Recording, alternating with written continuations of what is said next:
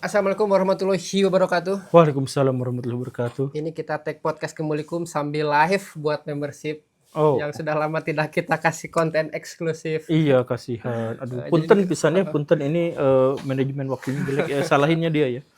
ini kasihan 300 orang nih yang sudah jadi membership. Pak Guru, kita mau lanjut ke yang kemarin kita take tentang kaleidoskop yang terjadi Oh di iya Indonesia iya dalam iya satu iya. tahun. Iya. Tapi seperti kemarin sebelum ke sana ada video yang sangat update. Ingat nggak dulu kita nge-reaction sebuah video di mana orang yang ngevideoin rumah rubuh jelek, Hmm. terus didatangi oleh kepala desanya. Oh Terjadi iya di iya. Garut. Ha-ha. Nah, hari ini Ada lagi? ada lagi, Oh, tapi mantap. konteksnya beda, tapi sama-sama digeruduk oleh aparat desa. Ada orang bikin kontennya kayak gini nih. Daripada nunungguan duit di pemerintah ya teh jadi belum sesongekeun kalau tidak homean jalan gitu. Ieu mah inisiatif warga we tingali gotong royong udunan dia mah sangkan jalan alus. Terus kunaon gitu? Ya daripada nungguin di pemerintah, di desa, merenya mending inisiatif. Nggak ada yang salah dengan video tersebut Enggak ada dong. yang salah. Didatangin.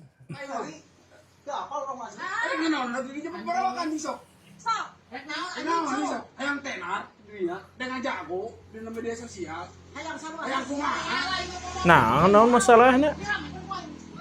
Itu Gara laki itunya. yang dua ini tuh siapa? Kayaknya sih aparatur desa atau mungkin suruhannya. Kayaknya. Kayaknya. Tapi ini dia pakai baju PNS tuh ibu-ibunya, coba lihat. Nah, itu kamar itu kuhol itu kene. Pembangunan naon? Tuh. Oh, bener. Dipiralkan ku si mama na. Eta mah lain baju PNS. Baju bukan ya, hanya baju coklat ya.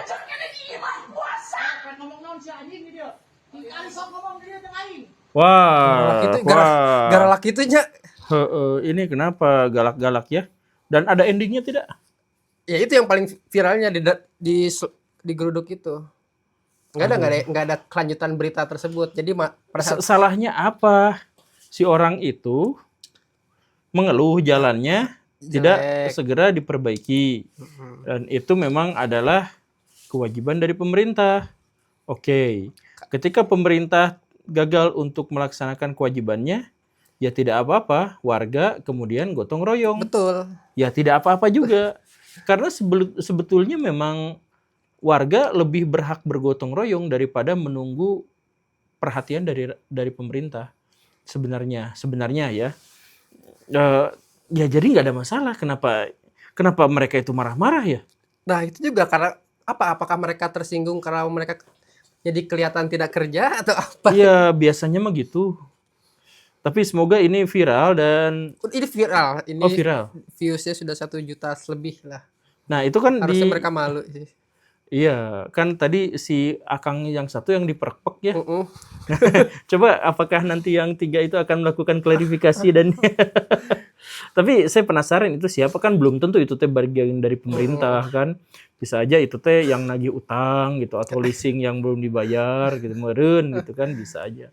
Tapi kita tunggu update-annya. Yang jelas itu mendatangi rumah orang dan kemudian melakukan kemarahan dan di kamera dehnya Pede bener. pede gitu ya, memviralkan kesalahan mereka sendiri. Tapi ya semoga bukan pejabat. Tapi kalau misal benar-benar pejabat, saya mah menyarankan mereka tuh segera dipecat. Karena berani mengintimidasi rakyat atas dasar keluhan masyarakat yang sah dan legal. Dan fakta mungkin. Ya kan, berarti Kalau fakta kita belum tahu gitunya. Cuman warga mengeluh itu hak mereka. Warga mengkritik itu hak mereka. Warga memfilmkan kondisi desanya itu juga adalah hak legal mereka. Dan kalau mereka digeruduk gara-gara itu, maka sebaiknya banget itu pejabat-pejabat yang dimaksud itu segera dipecat. Itu dampak ke belakangnya tuh jelek banget tuh. masyarakat makin tidak percaya sama pemerintah, kemudian semakin takut dengan pemerintah, kemudian pembangunan justru malah tidak akan berjalan, kemudian ada teror yang bukan dilakukan sama preman tapi pejabat. Wah, udah itu mah sesegera mungkin saran kita mah ya, kalau memang konteksnya benar begitunya. Kalau konteksnya benar begitu, semoga segera dipecat. Dan itu bapak-bapak yang tadi itu, coba kalau cari lawan tuh jangan pas lagi sendirian gitu ya, coba. Dan jiper atau langsung tiba-tiba didatangi kok Iya. orang-orang teriak-teriak mah. Iya, itu udah. Apakah mereka termasuk bagian kepala desa yang ikut berdemo waktu itu? Nah, kepala desa, jadi gini, desa tuh salah satu yang korupsinya paling tinggi di Indonesia tuh. Salah satu yang paling tinggi. Oh ini Mik Pak Guru. Oh iya, karena Tempel tidak dulu. ini, karena selain juga karena di desa itu masyarakatnya lebih banyak kekeluargaannya. Jadi semakin kekeluargaan, korupsinya itu semakin berpotensi besar terjadi.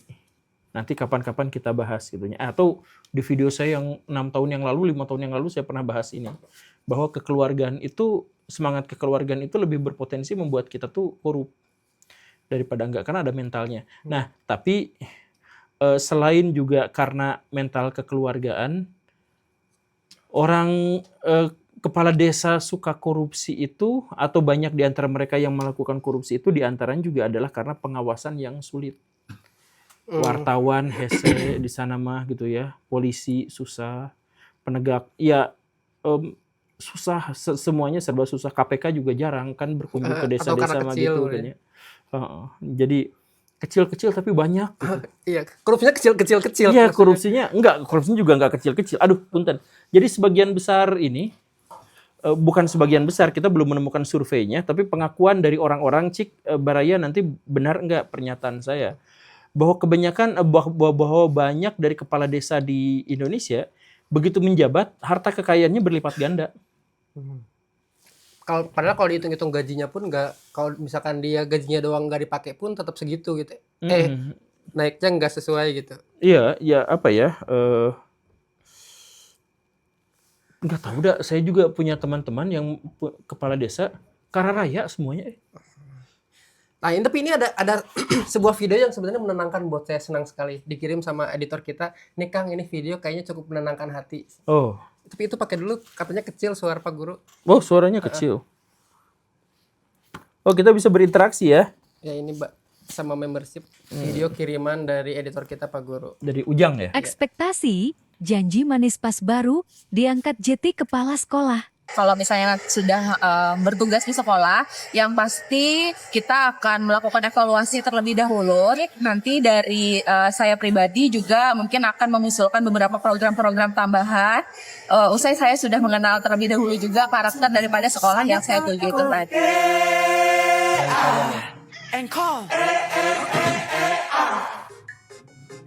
Ini kena copyright nih kalau bisa. Wih. Jangan bawa-bawa aku ke masalahmu ya. Jangan berlagak baik kalau kamu palsu. Wah, Dengar itu wah, ibumu, wah, capek bikin jembatan ya. nasihatimu. Ada orang kayak gitu, tingkahnya kayak batu. Oh, dan diginiin, difilmkan ya. Jangan Bagus-bagus lah. Jauhi aku. Jadi apa namanya, jabatan kalau dikasih ke orang yang tepat mah kayaknya happy, kayak tadi menenangkan Iya, gitu. betul. Ya masalahnya tuh gini. Jadi di Indonesia itu orang yang jenius, orang yang pinter, orang yang berdedikasi itu banyak pisan. Tapi mereka tuh selalu kalah sama orang dalam dan kalah sama orang yang nyogok. Itu. Jadi, nah ini buat orang-orang yang suka nyogok ya, buat orang-orang yang demi jabatan gitu ya, demi harta, demi kekayaan, demi status jadi PNS apa yang nyogok-nyogok, itu tuh dosanya tuh gede pisan. Baraya bener-bener gede pisan. Dosanya tuh sampai 3 lapis. Lapis pertama apa tuh? Lapis pertama, dia menyingkirkan jatah orang jujur yang ditempati oleh orang yang tidak jujur.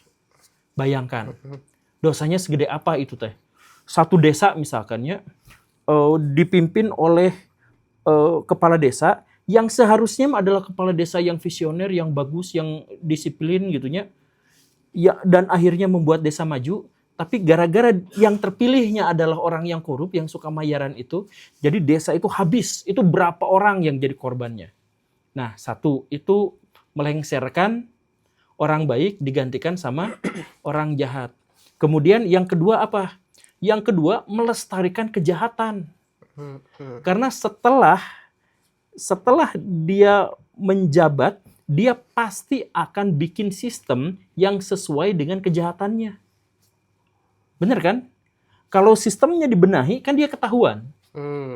Jadi dia akan melestarikan, dia akan bikin sistemnya. Kayak pengalaman kita dulu waktu dulu kan kita tuh berkolaborasi dengan orang yang tukang bikin aplikasi. Itu klaim dia ya, pernyataan dia sebagai perusahaan aplikasi. Kalau yang minta itu adalah birokrat, aplikasinya itu sengaja dibikin jelek. Biar gampang error, biar gampang rusak, biar datanya cepat hilang dan gampang hilang. Oh, biar maintenance-nya nggak perlu biaya menurutnya. Perawatan nggak perlu biaya, perawatan rusak. Nah, biar rusak gitu. Nah, jadi data-data apa yang dulu, nah itu pengakuan, saya nggak bisa mengkonfirmasi gitu ya. Tapi itu pengakuan sepihaknya, kurang lebihnya seperti itu. Nah, jadi udah mah dia tuh menyingkirkan orang baik dan akhirnya digantikan sama orang jahat, dia menciptakan sebuah sistem, dan yang ketiganya adalah apa? Ya kejahatannya itu sendiri, korupsinya.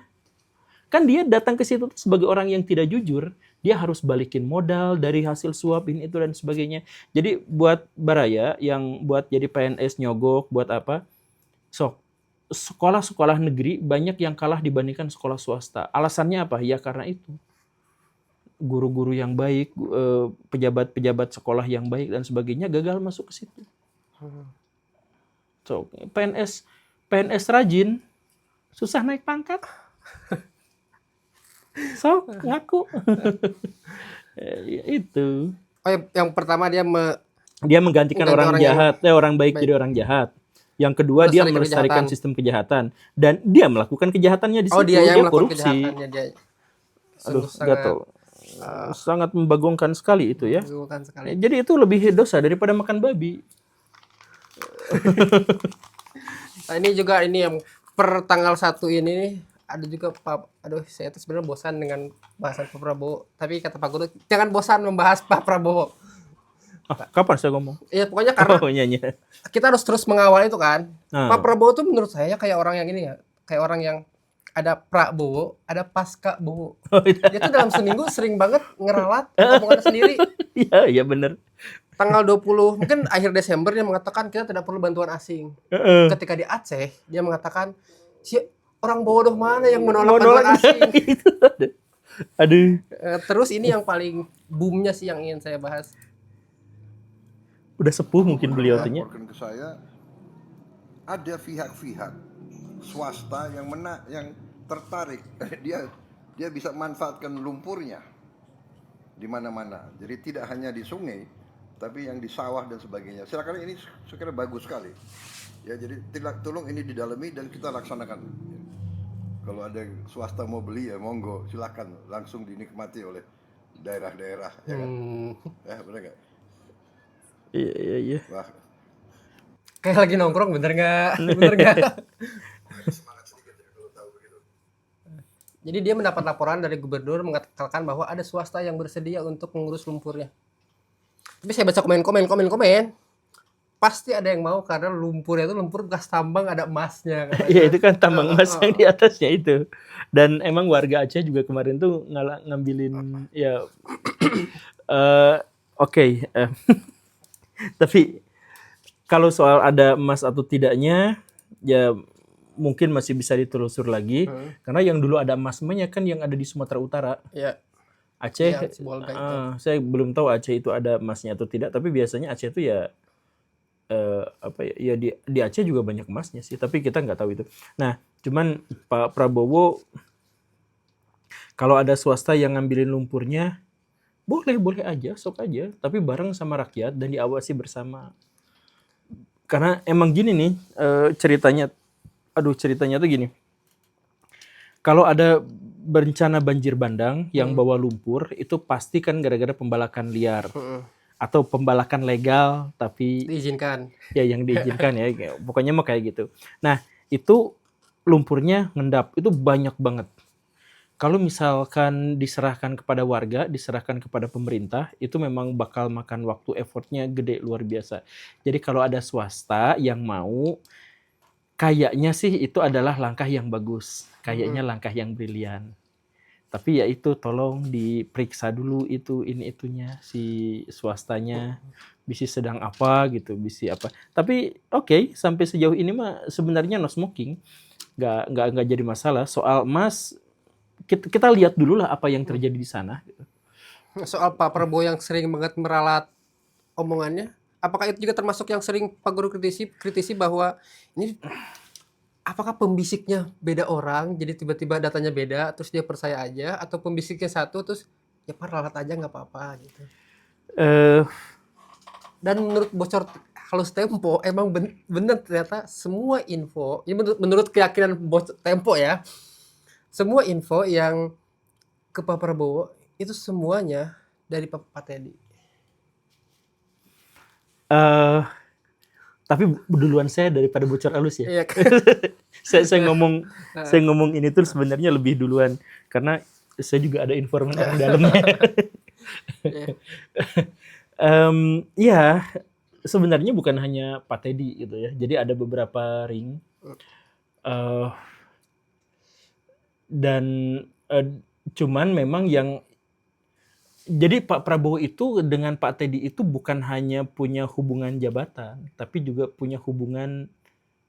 Jangan mikir aneh-aneh ya, belum selesai ada hubungan. Iya, ada hubungan yang lebih pribadi gitu. Kumaha tuh ngomong. Ya, kedekatan mungkin karena kedekatan ajudan, segala tahu. Ya, jadi ini memang benar-benar gitu. Jadi Pak Teddy itu sekarang tuh walaupun letnan dia tuh ya. Ya pokoknya kemarin ada yang nyebut mayor, Pak Teddy sudah bukan mayor, Pak Guru, tapi saya nggak tahu jabatannya sekarang ya. Oh gitu ya. Nah ya, jadi walaupun masih di bawah, tapi sekarang jenderal-jenderal juga pada takut sama Pak Teddy ini karena Pak Teddy memang orang dalam, lingkar terdalam banget gitu. Jadi Pak Prabowo itu adalah orang yang sekarang ini sangat tidak teknis gitu, sangat tidak praktis gitu. HP aja harus dibawain gitu di level itu gitu. Jadi sampai baca buku mana yang bagus aja gitu, dia tuh harus cariin gitu. Informasi data-data, dokumen-dokumen yang harus dia pelajari itu harus ada yang nyiapin di meja gitu. Nah itu tuh semuanya tuh Pak Teddy gitu. Dan kemarin Pak Prabowo tuh juga ngomong, saya selama ini banyak dengar kritikan. Tuh pejabat-pejabat yang di Aceh, kenapa dikritik? Kan mereka datang ke sana untuk ngebantu dan sebagainya. Nah, jadi sekarang tuh ada bagian-bagian yang Pak Prabowo sendiri tuh mulai selidiki sendiri. Karena kita tuh gencar terus-terusan kritik kepada Pak Prabowo tuh, itu tuh gencar. Pada akhirnya nembus kali ya ke dianya. Dan bahkan nembusnya tuh sejak tahun lalu, sejak saya sama Pak Deddy Kobisa. Jadi saya dengan Pak Deddy Kobisa itu kan dulu podcast sekitar setahunan yang lalu, dan saya tuh menyatakan Pak Prabowo jangan hanya mau dengar dari para pembisiknya. Saya tuh sebutin beberapa, Pak Dasko, Pak Muzani, Pak Teddy gitunya, jangan hanya lewat itu saja, tapi dengerin langsung biar nggak dibohongin. Saya tuh ngomong gitu. Pak Prabowo teh nyaut di media tuh. Ada orang yang bilang bahwa saya tuh terus-terusan dibohongin sama menteri-menteri, sama pejabat-pejabat. Itu tidak benar. Nah, nyangkut sebenarnya kita tuh, obrolan-obrolan kita tuh. Jadi teman-teman jangan ada yang langsung putus asa, wah Pak Prabowo gimana-gimana. Enggak, Pak Prabowo itu semakin kesini tuh semakin banyak dengar lah apa yang terjadi di masyarakat. Makanya kita terus-terusan aja menggencarkan kritik kita gitu. Aman lah insya Allah kemudian seetik mah. tapi ya itu jawaban yang lebih dari semuanya itu adalah masalah kemanusiaan. Faktor umur. Bahkan dugaan saya berdasarkan informan-informan yang rahasia itu, ya Pak Teddy juga menyaring informasi itu tuh juga karena khawatir dengan kesehatan Pak Prabowo. Ya, dulu Jadi- kita sempat bahas itu. Ya, kita sempat bahas. Jadi alasannya itu adalah bukan apapun, tapi hanya karena Pak Prabowo tuh kayaknya sih gak bisa menahan kritikan atau apa sebesar ini gitu. Jadi harus disaring dulu aja gitu. Apakah ini emang karena zamannya sosial media jadi kayak rame aja karena di statement yang itu yang soal ada menteri yang ke sana disangka pencitraan, nggak ke sana nggak bantu. Jadi kayak si kritikan itu kayak ngebuat rakyat jadi musuhan sama pemerintah. Rasanya tuh. Gini nih,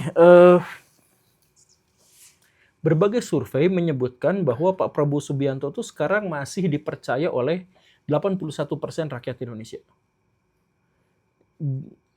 Jadi Pak Prabowo tuh aman sebenarnya dibandingkan dengan era Pak Jokowi misalkan. Nah, Pak Prabowo itu semakin naik kepercayaan rakyat kepada beliau ini. Begitu. Nah, jadi ditambah ada gonjang-ganjing di media dan sebagainya, justru yang disurvei itu adalah orang yang nggak megang media. Yang disurvei itu adalah orang secara keseluruhan. Nah, orang yang secara keseluruhan itu kan kemarin kita bikin video gitu ya. Jadi ada beberapa benteng yang dibuat oleh Pak Prabowo Subianto sehingga kritik itu hampir selalu meleset dari Pak Prabowo. Selain saya dan kemarin Panji meren. Itu the best Panji, tapi nanti kita bahas terpisah. Selain saya sama Kang Panji itu, sok siapa yang sekarang rajin kritik Pak Prabowo? Semuanya tuh ngeritiknya tuh kepada orang-orang di sekitarnya saja gitu. Jadi rakyat jelata mah, rakyat Indonesia mah itu kebanyakan emang masih sangat percaya kepada Pak Prabowo karena mereka karena mereka jadi antara dunia nyata dengan dunia maya medsos kita itu ternyata masih ada jeda yang besar gitu.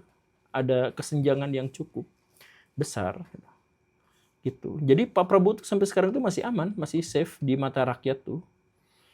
Oh, berarti atau mungkin ini juga terjadi karena tokoh-tokoh yang naik di sosial medianya itu nggak banyak. KDM, Pak Purbaya, Prabowo itu kan jadi berita-berita yang catchy untuk media. Yang buat pada akhirnya beritanya kayak ini Prabowo gini banget, KDM gini banget, kayak gini. Ini yang di Pak Guru posting nih yang saya mau bahas. Ini cukup menarik. Ini yang Pak Guru posting nih, Deddy Mulyadi, larang sawit ditanam di Jawa Barat. Itu dari CNN. Saya scroll ke bawah, hanya ada 3 kemungkinan komentarnya itu. Ya. Pertama, appreciate Kang Deddy. Yang kedua adalah, wah ini plek-plek banget sama 2014 Jokowi. Sama yang ketiga, ini ketua partainya gimana ya? Nah, menurut kita yang pertama dulu deh. Apakah menurut Pak Guru emang KDM itu secinta itu sama alam? KDM secinta itu sama alam. Jadi salah satu alasan saya dukung Pak KDM itu adalah beliau itu punya empat hal yang saya sangat suka dari Pak KDM gitu. Walaupun ada 2 hal yang saya kritik, ada 4 hal yang saya setujui banget. Yang pertama itu adalah kecintaan dia sama alam, dan itu sejak zaman di Purwakarta beliau tuh udah pro banget sama alam tuh. Sampai di Purwakarta tuh pernah bikin sebuah kebijakan bahwa sawah tuh nggak boleh dijual. Nice. Kecuali izin dulu sama dia langsung gitu. Jadi emang gitu. Itu emang cinta banget sama alam. Kemudian yang kedua, dia itu cinta banget sama kebudayaan dan tradisi Sunda, tradisi lokal. Kemudian yang ketiga, dia tuh gercep pisan. Dan yang keempat itu adalah dia punya komunikasi publik yang sangat baik. Sehingga baik buruknya itu bisa dibadamikeun, bisa diobrolin. Nah, itu kebaikan Pak KDM. Kejelekannya pernah kita bahas juga, beliau tuh melakukan korupsi kebalik. Dan kemudian beliau itu one man show. Sehingga pejabat Jawa Barat tidak kita ketahui siapa dia ya. Kecuali dia aja yang nongol kemana-mana gitu. Nah, ya itu pro dan kontra. Tapi intinya adalah Pak KDM itu emang peduli banget sama lingkungan. Nah, terkait dengan sawit di Jawa Barat, ada sawit di Jawa Barat tuh udah ada di beberapa komentar juga Cianjur, nyebutin ya. di Cianjur ada, di Subang, perjalanan dari Subang ke Purwakarta kalau tidak salah mah di situ teh ada. Ya, gitu. jalan daerah Wanayasa kalau dari arah Cikampek nembus-nembus ke Lembang, jalan Wanayasa ada tuh beberapa Ada titik. ya, ada. Nah, ada. Nah, yang sudah ada itu tetap dibiarkan ada, tapi yang belum ada tidak akan Izinkan gitu. diizinkan. Nah, gitu. Jadi bukannya berarti itu kan di situ ada, ya yang udah ada mah dibiarkan ada. Tapi yang nah, bagaimana tuh KDM dengan Prabowo? Nah, KDM juga itu teh ini sangat loyal gitu, loyalis kepada Pak Prabowo, dan beliau tuh pengagum pisan Pak Prabowo dari zaman dulu. Gitu. Nah, gimana atuh ini kok beda pisan? Ya itulah. Jadi kalau kita kagum sama seseorang bukan berarti 100% kita tuh kagum. Gitu. Ya kayak saya barusan, saya tuh ambil contohnya kayak gitu. Ya walaupun saya mendukung KDM dalam 4 hal yang tadi, tetap aja saya mengkritik 2 diantaranya. Nah mungkin KDM juga mengatakan seperti itu gitu kepada Pak Prabowo. Tapi mereka tuh udah punya chemistry yang kuat sebenarnya mah. Dari lama berarti. Dan KDM tuh sampai sejauh ini ya, tekadnya masih bulat, gak akan nyalon ke atas. Hanya mau di Jawa Barat saja. Khususnya karena takut berantem dengan pihak-pihak dari Pak Prabowo. Walaupun alasan yang utamanya adalah ya kayaknya beliau mah emang cintanya tuh mentok di Jawa Barat, di orang Sunda gitu, kayaknya mah gitu. Jadi kalau pengen ngegedein tuh ngegedein tanah Sunda gitu. Mm-mm. Ya semoga dia gak kayak Mas Anies ya. Mas Anies kan ngomong gitu juga ke Pak Prabowo. Gimana? Selama ada Pak Prabowo sih tidak akan nyalon. Oh gitu. Iya. Saya.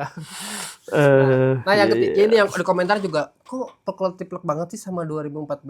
Cuman bedanya yang ini mah enggak kegorong-gorong aja. Kegorong-gorong?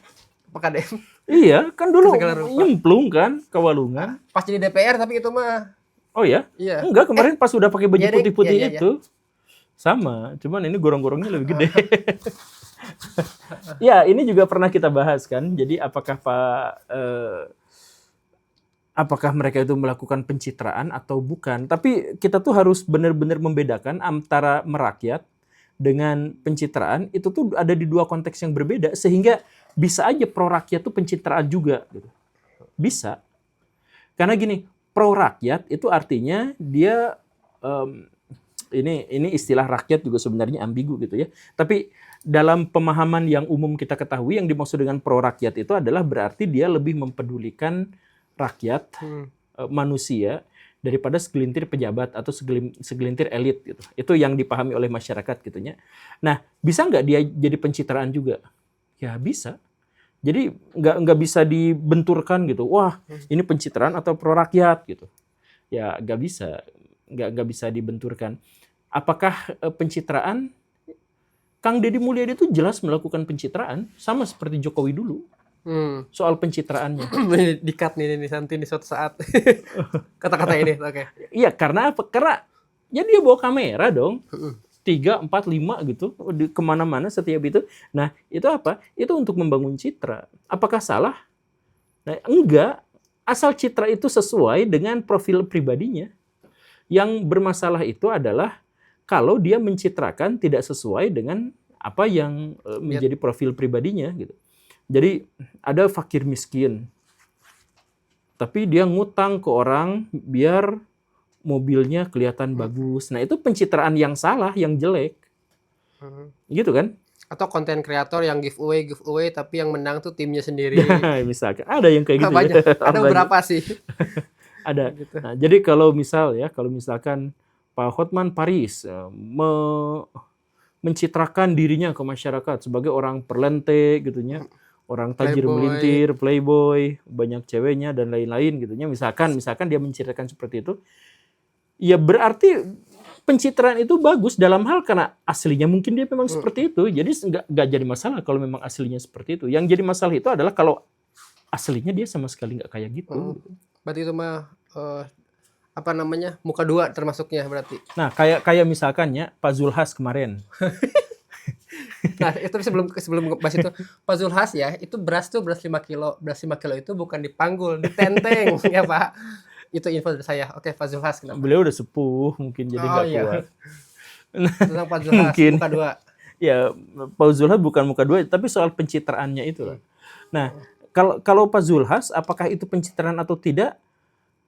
Gini nih, kalau Pak Zulhas sehari-hari emang nenteng beras dengan cara seperti itu dan dia ke Aceh, ke Sumatera juga kayak gitu, itu pencitraan dan Emang fine aja emang kayak gitu. Tapi coba cek apakah sehari-hari Pak Zulhas ngangkut beras dengan cara seperti itu. Nah, kalau KDM kan dia misalkan ya, kalau KDM dia nyemplung ke sungai gitu ya. Nggak pakai kamera juga dia nyemplung ke sungai. Saya mah tahu kan gitu kan. Jadi emang gitu. Jadi kalau misalkan itu adalah pencitraan, dia mencoba, kita tuh pernah bikin videonya di di video kemarin gitu. Jadi nggak jadi masalah selama itu adalah bagian dari citra kita yang real, artinya kita tidak membohongi publik. Gitulah kurang lebihnya. Nah, itu setelah 30 menit kita ngelor dulu, kita ke bahasan utama Pak Guru. Apa? Ini nih yang Oh iya. part 2 kita rewind Indonesia. Wih. Kita kemarin sampai ke Juni. Nah, sekarang kita masuk sampai Juli kemarin, kita masuk ke Agustus. Di Agustus ini ada Oh iya, demo. pajak dulu nih, pajak yang musik. Heeh. Terus demo kenaikan PPN. Mm-mm. Lalu ini kenaikan tunjangan perumahan DPR yang sangat ramai. Ini puncaknya ketika Afan Kurniawan yang ojol di Lindes itu dan tuntutan rakyat 17 plus plus 8. 8. Ini kayaknya paling epic di puncak dari 2005 ini. bergejolaknya 2025. 2025 tuh. Jadi gini nih, nah ini tuh semuanya tuh gara-gara Pak Prabowo. Balik ke dia lagi ya orang. Ya gimana enggak lah. Kan beliau tuh mau MBG. MBG tuh gede. Sehari 1 triliun ya? Ya sekian lah. Nanti 2026, sekarang 2002. Nah 2026 kita insya Allah lah sehari 1 triliun. Insya Allah ya. Nah jadi Pak Prabowo itu pengen bikin makan bergizi gratis. Itu nyedot anggaran. Nah, karena nyedot anggaran, termasuk nanti ada perjanjian sama kepala daerah. Nanti transfer ke daerah akan dipotong. Nah, akan dihilangin. Nah, atau ya dikurangin drastis. Nah, maka daerah-daerah pada waktu itu tuh merana, nangis-nangis. Demo ke Pak Prabowo, gimana dong kita duitnya dikit. Ya silakan efisiensi, itu alat tulis kantor dan sebagainya. Ya tapi nggak bisa mendadak seperti ini Pak. Bingung, maka daerah-daerah itu langsung naikin pajak. Nah setelah naikin pajak kemudian marah, bupati-patinya mau dilengserkan, tapi aktivisnya akhirnya dibungkam dan akhirnya damai gitu ya.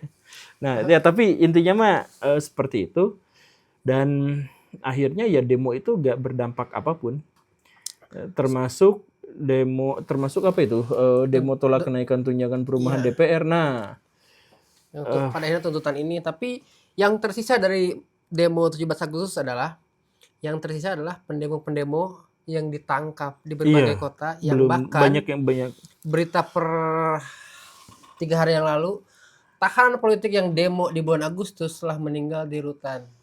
Jadi ada beberapa yang belum kembali dan ada yang sampai meninggal.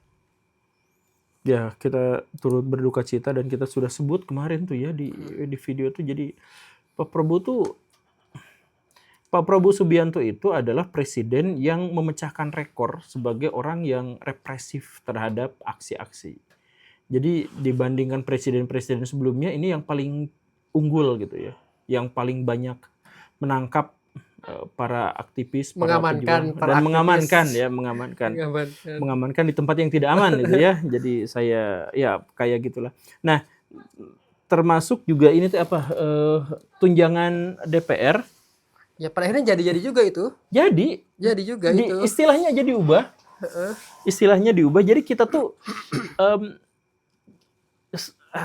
kenapa sih kita itu sering bikin sebuah kebijakan yang kalau untuk menggantinya cukup ganti namanya saja gitu. Jadi kebijakan itu akan tetap berjalan, cuma namanya ganti gitu. Itu kayak ini. Aduh, saya pengen zina tapi halal. Nah, jadi namanya ganti jadi nikah siri.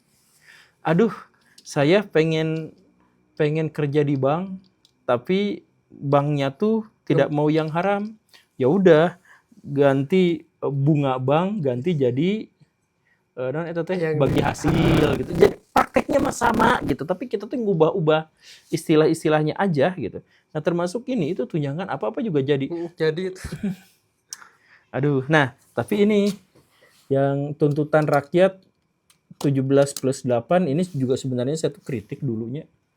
Ini mah asa kurang pas, kurang relevan gitu dengan ya sebagian memang bagus, tapi sebagian yang lain tuh agak maksain gitu.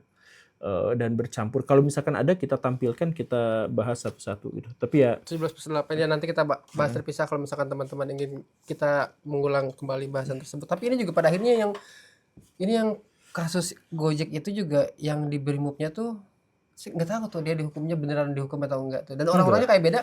Muka Brimop banget gitu. Orang yang kita temuin waktu polisi-polisi itu kan mukanya polisi banget. Yang itu yang ditampilkan itu nggak Brimop banget tuh. jangan berburuk sangka tuh, jangan bikin menebar teori konspirasi ya. Tapi kok beda ya? Ya, Tapi di sini kan ramenya tuh kalau demo tuh selalu ramenya sama ini sama polisi. Tapi pada saat RUU TNI juga pada akhirnya ramenya sama TNI juga ya. iya. Jadi Tapi gak ada yang berhasil tembus. Semua yang kita demo tuh jalan sekarang tuh. Ada nggak sih yang kita demo terus tembus gitu? Sejak era Pak Prabowo ya? apa ya? MBG di demo di hari pertama juga kayaknya masih lanjut aja. Lanjut. Heeh. Wah, sakti beneran ya. Di bulan September ada ini kebijakan Pak Purbaya yang memberikan uang 200 triliun ke bank-bank BUMN agar dia memberikan kredit dan lain-lain, jadi pendapatan ekonomi di bawahnya katanya muter. Mantan Menteri Pendidikan Aduh, Pak Nadiem iya itu. ini nadak pengadaan laptop kalau nggak salah, dan zat radioaktif yang menyebar di Cikande. Sebenarnya saya belum mendalami yang soal zat radioaktif ini, tapi Pak Guru dari ketiga ini, Pak Guru percaya nggak Nadiem Makarim korupsi? Batas antara korupsi dengan tidak korupsi di antara pejabat tuh tipis pisan dah. Karena ini mah semuanya tuh main formal, main main data, main statistik, yang main fenomena yang semuanya itu bisa dioprek gitu. Jadi misal gini ya. Misal ya, saya mau bikin jalan, saya sebagai presiden tolong bikinin jalan di sana gitu. Nah, terus teh pas mau bikin jalan di sana, saya tuh ngomong sama menantu saya misalkannya. Kamu kan punya perusahaan kontraktor, coba aja ikutan tender di situ, gampang lah. Nanti kalau udah ini, nah masuk tender gitunya, terus dia yang menang gitu. Nah, dia bisa diselidik sebagai koruptor, bisa diselidik sebagai bukan koruptor. Bisa, ini kan saya ikutan tender dan jujur dan menang, bisa gitu. Tapi yang menyeleksi kenapa dia bisa lolos adalah mungkin aja karena takut sama saya sebagai presiden gitu.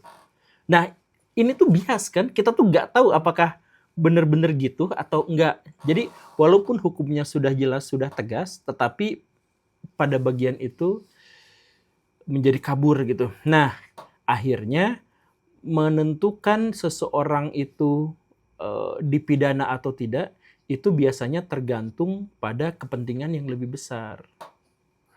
Payakut misalkan, korupsi dana haji gitunya. Nah, dari dulu nggak dipanggil-panggil, nggak beres-beres. Kenapa? Karena korupsi haji itu gede banget dan sebaran uangnya tuh luas banget. Jadi kita lagi nyari tumbal nih yang tidak akan berbicara. Masih belum ketemu kayaknya ya. Nah, masa Payakut kayaknya bakal ngomong ini ke yang itu misalkan kayak gitu kan. Ya akhirnya kemana-mana gitu. Nah, ya kalau Pak Nadiem, ya Pak Nadiem juga kurang lebihnya tuh seperti itu gitu. Jadi apakah benar-benar dia tuh korupsi soal pengadaan laptop ya? Ya. Atau tidak? Nah, itu tuh ada di batas itu. Tergantung apakah dia pro atau kontra terhadap pemerintah atau orang-orang yang ada di dalam pemerintahan. Emang soal korupsi ini saya sempat nonton videonya Pak Abraham Samad ngebahas soal gratifikasi. Itu rumitnya tipis. Emang rumit. Ya, betul. Banget. Ya itu seperti yang di ini. Rumit pisan. Tapi kayaknya soal korupsi yang paling besar kemungkinan ya karena uangnya kan dana haji mah misalkan nih saya nitip nih di kamu kan dipakainya nanti berapa puluh tahun lagi. Ya udah saya kelola mungkin berarti gitu ya. Ah. Nah, yang kelolanya ini nggak tahu kelola apa kali ya. Nah iya bisa jadi karena- modal gitu kan disimpan di reksadana. Ya, mungkin. berangkatnya kan kapan tahun ya. Iya. Ya makanya kalau Baraya misalkan saya dulu jadi guru honor juga gitu. Nanti dapat tambahan bulanan ya dari pemerintah. Tapi dibaginya tuh 3 bulan sekali, 6 bulan sekali gitu. Kenapa dari diendapkan dulu biar dapat. Lumayan tuh Pak Gor. Jadi reksadana itu kan dari 1 miliar aja dia dapat 40 juta itu dari 1 miliar tuh. Tuh. Paling rendahnya tuh 40 juta. Waduh, saya jadi pengen jadi. Ini kita pindah ke Oktober setelah tadi Pak Nadiem Makarim. Sebulan kemudian Pak Tom Lembong karena kasus kebijakan impor gula dan di bulan yang sama kasus rubuhnya pesantren Al-Khozini. Iya. Yang membuat Pak Guru Gembul ini Oktober itu puncaknya Guru Gembul dihujat. Puncaknya HP saya meledak. Gara-gara ini ya. Gara Al-Khozini. Eh, Tom Lembong sempat bahas dulu ya. Tom Lembong sempat bahas dan kita juga sudah bilang bahwa itu tuh gak bisa disebut korupsi. Kalau misalkan Pak Nadiem masih agak-agak samar-samar masih mungkin bisa dituding korupsi. Nah kalau ini tuh emang dia nggak korupsi, dia kebijakan. Nah, kebijakan. Dia hanya melanjutkan kebijakan yang sebelumnya sudah dilaksanakan gitu. Nah jadi Pak Prabowo pada waktu itu berpikir wah kalau misalkan orang kayak gini dan kejadian kayak gini terus-terusan terjadi gitu, nggak akan ada yang mau jadi pejabat nih karena setiap kebijakan yang salah bisa dipidanakan gitu. Ya akhirnya dibebaskan gitu ke Pak Prabowo dengan seperti biasa gitu ya, jadi polisi baik. Nah kalau Al-Khozini ya sekarang tuh dapat kucuran 125 berapa miliar gitu miliar salah, rupiah dari ya. Kementerian Agama. Kementerian Agama pokoknya dapat dari pemerintah lah sekian 100 miliar. Ya. Itu karena jasa dari Pak ini nih Muhaimin. Pak Caimin. Ya, Caimin. Tapi Dan ini itu juga yang soal Al-Khozini itu banyak yang ngebandingin sama yang waktu Teradron itu tuh. Teradron yang mengakibatkan runtuh kebakaran. Beberapa puluh orang meninggal, sama ini juga beberapa puluh orang meninggal, tapi yang ini dapat bantuan, yang itu di penjara katanya. Iya. Saya takut ngomongnya dikit-dikit. Ya karena benar dan salah itu ya tergantung pada dan ini nih buat teman-teman yang mengira bahwa saya tuh menyerang pesantren gitu ya. Itu bukan serangan sama sekali, itu adalah ajakan untuk memperbaiki. Nah, gini nih, ada masalahnya nih. Sekarang kan kita tuh pernah dihujat habis-habisan kan gara-gara ini tuh. Jadi transnya diboykot, kitanya juga dihujat. Kemudian ada itu didatengin. Nah, ada didatengin. Sekarang ngehujat kita tuh jadi unfaedah karena publik sudah punya opini yang selaras dengan opini kita. Jadi walaupun misalkan anggaplah kita dihujat gitu, tetapi publik kan kita tahu ya, publik akhirnya juga setuju sama kita, cuman nggak berani ngomong aja, tapi setuju sama kita. Jadi daripada kita membela terus-terusan, mati-matian, hal yang mungkin salah, mending kita berpikir gimana cara memperbaiki ini gitu. Kalau misalkan dirimu pengelola hotel, ternyata di hotel itu ada ulasan, ternyata banyak cucunguknya. Mendingan bebersih supaya cucunguknya tidak ada daripada kita ngebantah di ulasan itu. Anda fitnah, kalau gini terus akan daripada gitu, mendingan bersihin aja cucunguknya gitu. Daripada seluruh karyawan disuruh ngebalesin itu ya. Iya. Nah ini yang tadi Pak Guru bilang tuh di November yang digeruduknya yang soal pesantren itu. Iya. Trans 7 yang kita juga di November masih HP saya masih meledak karena dicari-cari. Dan ini di Desember yang kita sempat bikin konten adalah Resbob itu yang menghina orang Sunda yang akhirnya sekarang di penjara, sama bencana yang sampai sekarang masih terus belum selesai. Resbob di penjara ya? Penjara sekarang. Bapaknya juga? Iya bapaknya udah lama. Aduh. Kenapa ya? Terus sekarang juga jadi kasihan, jadi apa namanya? Tapi emang dua-duanya sih konten kreator juga kan pada akhirnya konten kreator yang menjual kehidupan pribadi. Jadi kalau misalkan ada masalah apapun ya diserangnya pribadi kayak kehidupan orang tuanya, sikap ibunya ke anaknya gimana jadi urusan. Nah, Ya, semoga dari jadi 2025 ini Pak Guru eh apakah yang kejadian 2025 ini akan menurut Pak Guru yakin berulang atau setahun pertama Prabowo full harusnya sih dia belajar sih di 2026. akan ada beberapa perbaikan dan akan ada beberapa hal yang bahkan bertambah lebih buruk lagi. Misalkan makan bergizi gratis itu akan membaik. Dalam hal apa menurut Pak Guru baik? Karena gini nih, jadi makan bergizi gratis itu sama seperti IKN-nya Pak Jokowi. Produk gagal gitu. Bukan produk gagal, tapi produk yang dibuat terburu-buru, dijalankan dulu sebelum direncanakan. Coba bayangkan, MBG dibuat ketika ahli gizi kita belum dimobilisasi, ketika pakar-pakar kita belum dikumpulkan, ketika infrastruktur belum ada. Nih, kayak gini, waktu MBG sebulan di Bandung dilaksanakan, harga ayam naik drastis dong. Karena apa? Karena semuanya kesedot buat MBG. Akhirnya melonjak. Kenapa bisa seperti itu? Karena belum persiapan. Sebab kalau misalkan kita mau menjalankan makan bergizi gratis nasional gitu ya berarti peternakan ayam harus ditambah dulu, pakar gizi harus ditambah dulu dan lain sebagainya. Supaya demand-nya nggak seimbang lah ya. Iya, kan gitu. Nah, tapi kan seiring berjalannya waktu mungkin ini akan lanjut. Yang tidak akan diperbaiki dari MBG itu adalah keterlibatan ahli gizi. Itu nggak akan masuk ke MBG. Karena kalau ahli gizi dalam konteks MBG, mereka itu pasti akan nolak. Dan kalaupun mereka menerima dalam wujud toleransi gitu. Ya udahlah sok nggak apa-apalah gitu. Karena mereka juga pasti perang batin. 10.000 jadiin gizi nggak gimana. 10.000 apa 7.000? Oh iya 7.000. Kan ada korupsi dulu beberapa di jalan. Gitu, ya. 7.000 jadi gizi gimana? Nah iya itu. Tapi kan nanti sama Pak Prabowo juga dinaikin kan dengan mengurangi anggaran pendidikan. Aduh. Ya kayak gitulah. Makanya kemarin saya ngobrol sama pakar gizi terkemuka. Pak Aderai bukan? Bukan. Oh bukan. Bukan ahli gizi yang ini. Dia tuh santun, dia tuh baik, dia tuh imut gitu ya. Pas bagian MBG ngomongnya mendadak kasar luar biasa. Dia saking marahnya kali ya. Marah pisan. Awalnya orangnya tuh baik pisan, santun pisan. Tapi setelah itu pas ngomong MBG, wah ngomongnya tuh beledag. Akhirnya saya tuh menyadari kenapa MBG tidak ada pakar gizi yang dilibatkan. Ya karena semuanya nolak yang pakar gizi mah gitu. Aduh, ya gitulah.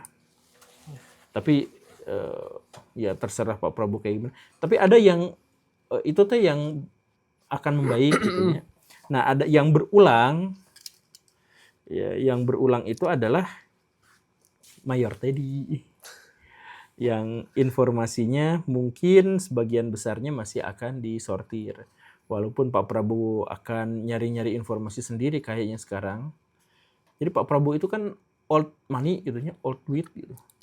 Jadi kalau baca buku tuh dia sanggup sampai sehari berapa puluh lembar, berapa ratus lembar tuh sanggup. Karena terbiasa dari kecil ya. Iya, tapi pas baca kolom komentar dia nggak pernah. Jadi padahal maksudnya ya bukan berarti jelek gitu. Cuman dia tuh sekali-kali mah harus melihat apa yang dirasakan oleh masyarakat gitu melalui medsos. Dan masyarakat yang resah mah tidak akan nulis buku.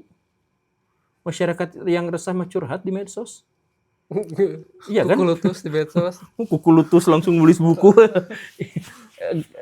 Pak Prabowo harus punten pisan, harus lihat medsos gitu ya untuk melihat keluhan-keluhan rakyatnya. Jangan Pak Teddy terus ya. Sama ini terakhir saya mau semoga 2026 itu membaik karena ini ada closing dari stand up Panji yang viral itu, yang jadi orang pertama yang ada di Netflix. Congrats. Dia menutup kalimat pertunjukannya dengan kalimat ini, jangan berharap pada orang lain, jangan berharap pada pemerintah karena polisi kita membunuh. TNI kita berpolitik, presiden kita mau memaafkan koruptor dan wapres kita Gibran. Jadi juga usah berharap banyak lah ya. Jadi terima kasih teman-teman sudah menyaksikan. Assalamualaikum warahmatullahi wabarakatuh. Waalaikumsalam warahmatullahi wabarakatuh.